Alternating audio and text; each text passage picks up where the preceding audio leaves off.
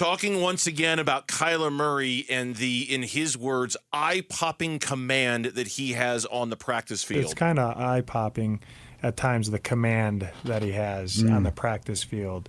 And I didn't see that until he got practicing last year, which was, October, November, whatever that was. So it's been cool to see in this part of the off season to see that command and him with his teammates, and then also working on his game too. So it does feel a little different, you know what I mean? And the defense knows they better be ready to roll or they will get diced, you know? So it's been good competition back and forth.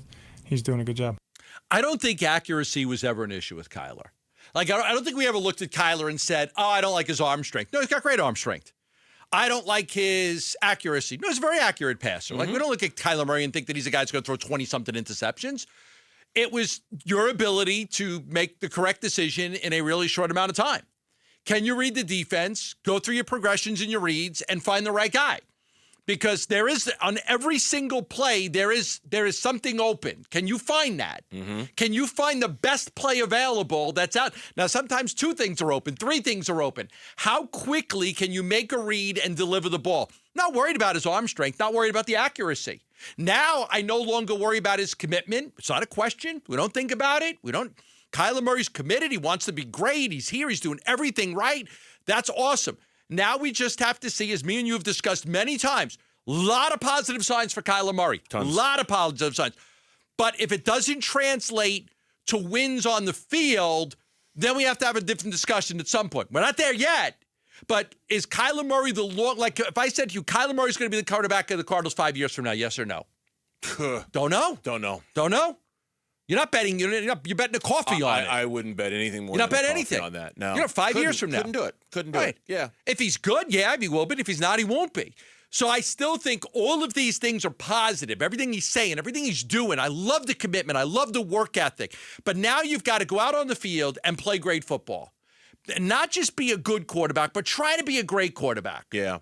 Yeah, I agree with all of that. And I think what I'm encouraged by what Jonathan Gannon had to say here is, now it's one thing to do it against your own defense. It's another, to your point, to go do it on Sundays against somebody else's defense.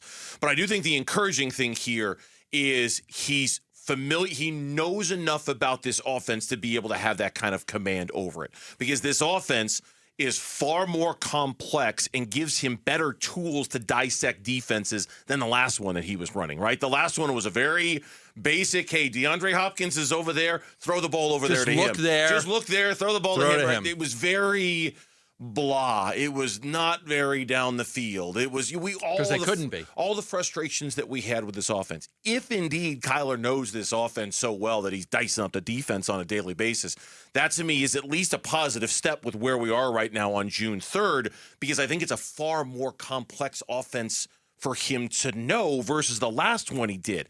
And that's the kind of sign that we're looking for. Again, totally different doing it in OTAs in June than it is in October against the Seattle Seahawks. It's a big difference. But this is the step you need to see Kyler make at this stage in the game, right? Training camp next month. Yeah. Yeah. Now that we're in June. Training camp for the Cardinals next month. Less than 2 months. Yeah, the season's like 97 days away. I think most of the web trackers will do a countdown to opening day in the NFL once you're under 100 days. I think we're at 97 days now to the opener. Yeah. There was a time when a lot of our discussion was centered around, if the Cardinals get the number 1 pick in the draft today, you have to take Caleb Williams. You got to take him, right? Mm-hmm. That was like, get off of Kyler, get off the contract, take Caleb Williams. That's such a distant memory right now. Everybody's totally focused on Kyler and what he can do. Now he's just got to go out there and do it. And I think that I have more belief now that he's capable of doing it than at any time in the past. Yeah. Here's more from Gannon today on his relationship with Kyler. Can I say my best friend? Seriously? Can I say my best friend? No, he's not my best friend yet. Yeah, I think that I trust him. I think he trusts me. I love the guy. I don't think he loves me, but I think he cares about me. And from a competitive standpoint, we are very similar in, hey, this is what I need from you. This is what you need from me. Let's deliver. And he's been awesome. And all the joking aside about liking and loving and all that stuff, I do think that's why Gannon has such a good relationship with Kyler, because I think Gannon's level of competitiveness matches that of Kyler. Like I don't think Cliff did. I don't think Cliff's level of competitiveness was the right fit with Kyler. I like where you're going. Whereas I think Gannon... Who would you rather hang out with, Jonathan Gannon or Cliff Kingsbury?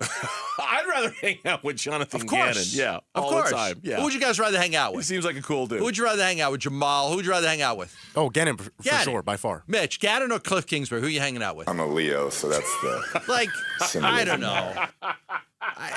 I knew Mitch was Cliff comes off kind of dorkish, a little bit, preppy and like everything's got to be perfect. It probably takes 2 hours to get ready to go out. Like Gannon's like, man, let's roll. Let's roll. I'm gonna throw in a ball cap. Let's roll. Let's go. We're throw out. out some sweats. We'll go.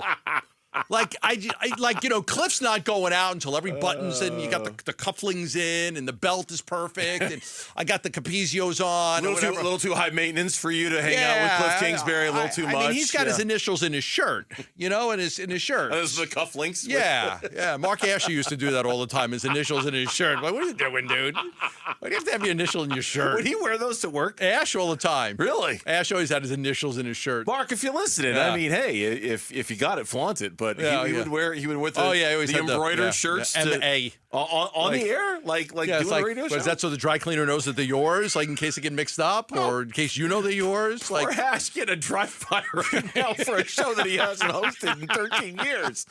Mark, if you're listening, hey man, I don't know where this is all coming from, man. But I like where you're going here. Like, like we're best friends. Like, you want, like, he's my best friend. No, he's not. Like, no, he's not.